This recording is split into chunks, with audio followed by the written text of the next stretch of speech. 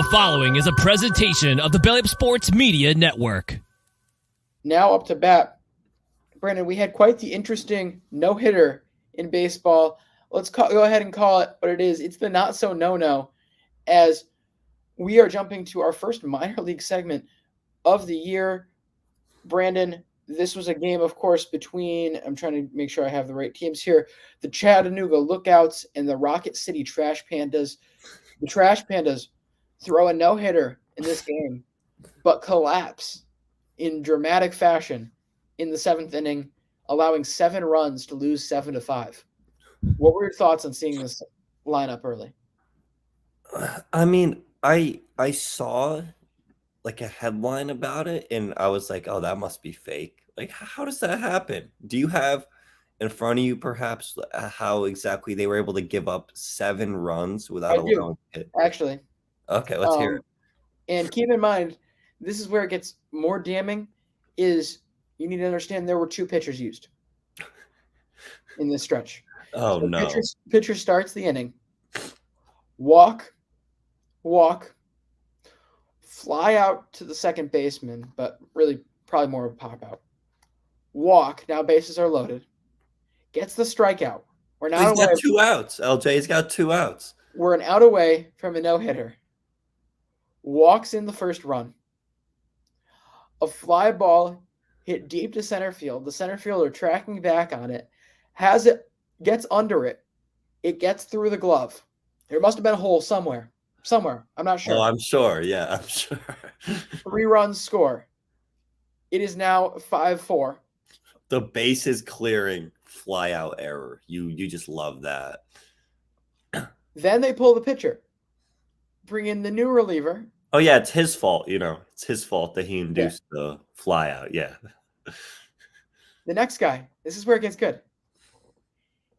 Hit batsman. Hit batsman. Hit batsman. He hit 3 in a row?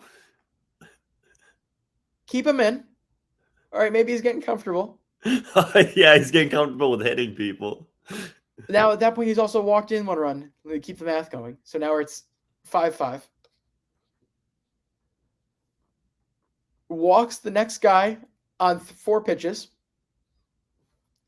A wild pitch brings in the 6th run. And then another hit by pitch gets the 7th run. 4 batters? He hit 4 batters and walked another to lose the game before finally getting the last strikeout needed to end the inning. They lose 7-5. That might be the worst collapse I've ever seen in a baseball game. And we've seen some epic collapses. I was there for Brooks Kriske at Fenway. I was there, LJ. I was there. Thank you for making my day. I forgot about that. and even that does not seem as bad as a dropped fly out, which clears the bases. And then but that didn't even lose the game, Brandon. Let's keep in mind. Yeah, they were still winning after that. And then you bring in the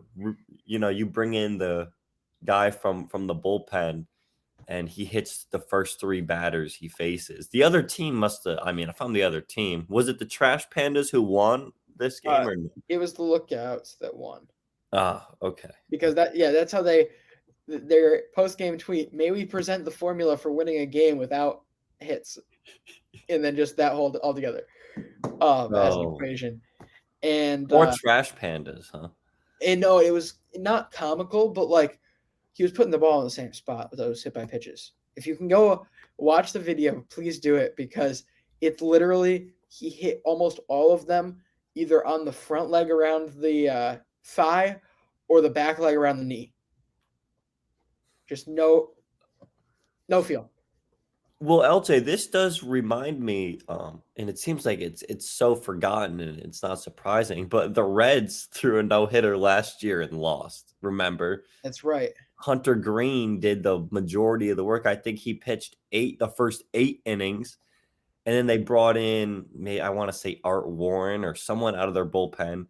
They completed it, but like the 1 run scored on a fielder's choice or something like that, and the batters were getting on because of walks and errors and hit by pitches, and they lost 1-0 and threw in. Yeah, but Brandon, that was a 1-0 game. Yeah. You had a 5-run lead in a no-hitter.